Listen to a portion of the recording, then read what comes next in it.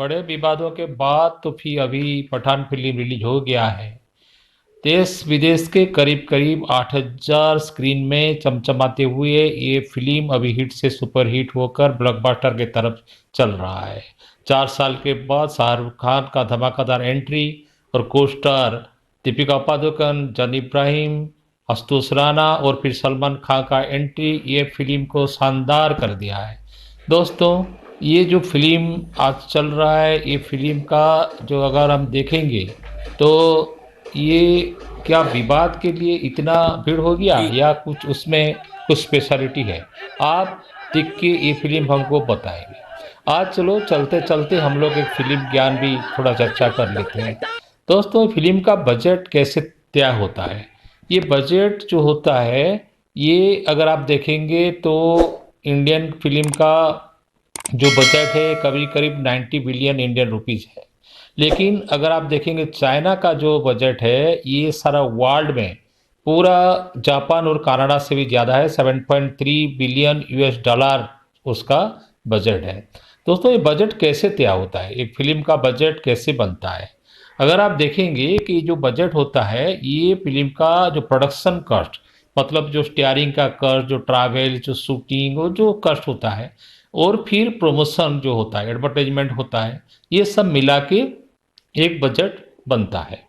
और ये बजट जब होता है करीब करीब बड़े बड़े फिल्म को तो 250-300 करोड़ भी वो फिल्म हो जाता है।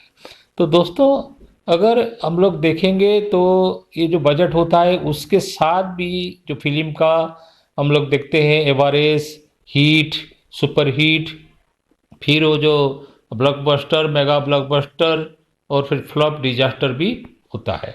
आइए थोड़ा हम लोग समझेंगे ये कैसे तय होता है। ये जो फिल्म होता है, ये बजट का अगर बराबर होता है तो ये फिल्म एवरेज हो जाता है। अगर बजट का ये करीब करीब 110 से 120% होता है तो ये सेमी हिट होता है। और फिर 120 से 130% होता है तो हिट हो जाता है। फिर बजट का 130 से 150% अगर होता है तो ये सुपर हिट होता है। और फिर 150 से 170% तक होता है तो उसको ब्लॉकबस्टर कहा जाता है। और अगर 200% से ज़्यादा हो गया बजट का तो ये ऑल टाइम ब्लॉकबस्टर हो जाता है। लेकिन दोस्तों, अगर ये बजट से लेस अगर कमाई करता है तो ये फ्लॉप हो जाता है एवरेज से। और अगर देखेंगे जो बजट का 10 से 20% लेस अगर कमाई होता है तो ये डिजास्टर हो जाता है। तो दोस्तों, ये बजट के साथ उसका रिलेशन है। और अगर हम अभी थोड़ा समझेंगे कि ये जो फिल्म होता है उसका कमाई कैसे होता है। क्या होता है कि एक प्रोड्यूसर जब फिल्म बनाता है, ये फिल्म को डिस्ट्रीब्यूटर को सेल कर देता है। वो डिस्ट्रीब्यूटर क्या करता है कि ये थिएटर में जो ओनर होते हैं उनके साथ एग्रीमेंट करता है और उसको चलाता है।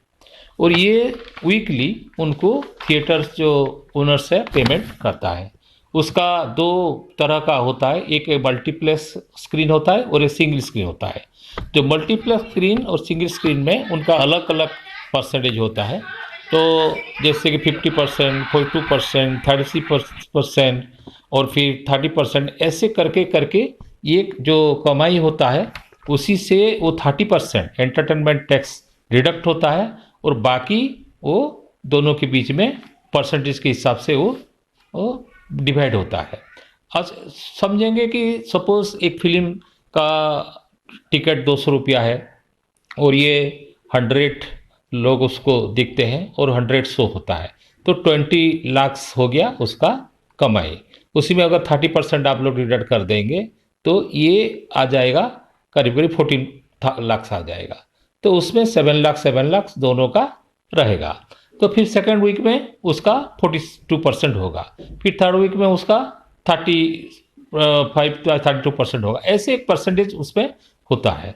तो दोस्तों, ये जो कमाई होता है उसी में ज़्यादा तक दिखा जाता है कि जो प्रोड्यूसर्स होता है वो तो बजट बना लेता है, लेकिन डिस्ट्रीब्यूटर्स को जब वो बेच देता है वो करीब करीब थोड़ा सा ज़्यादा बेचता है, कभी कभी सेम रेट में भी बेचता है। तो दोस्तों ये सब अगर हम देखेंगे कि ये फिल्म चलने न चलने से क्या होता है, किसको फायदा होता है। अगर आप देखेंगे, एक तो गवर्नमेंट तो एंटरटेनमेंट टैक्स मिलता है। फिर अगर आप देखेंगे इतना बड़ा फिल्म इंडस्ट्री में जो लोग काम कर रहे हैं, उन लोगों को अगर आप देखेंगे तो उन लोगों का भी तो कहीं ना कहीं कमाई उसमें भी है। तो दोस्तों आप थोड़ा प्रतिक्रिया दीजिए, रिएक्ट कीजिए कि ये नहीं, जो रहना फिल्म सब चाहिए, चल रहा कहीं है ना वो कहीं उसको चलना क्या चाहिए। तो उसमें ये लोगों का एक कुछ इंडियन कमाई इकोनॉमी व को भी भलाई कहीं ना होता है, कहीं या उसका ऐसे फायदा ही रहता उसमें है। प्रोड्यूसर नमस्कार। डायरेक्टर्स का होता है। धन्यवाद।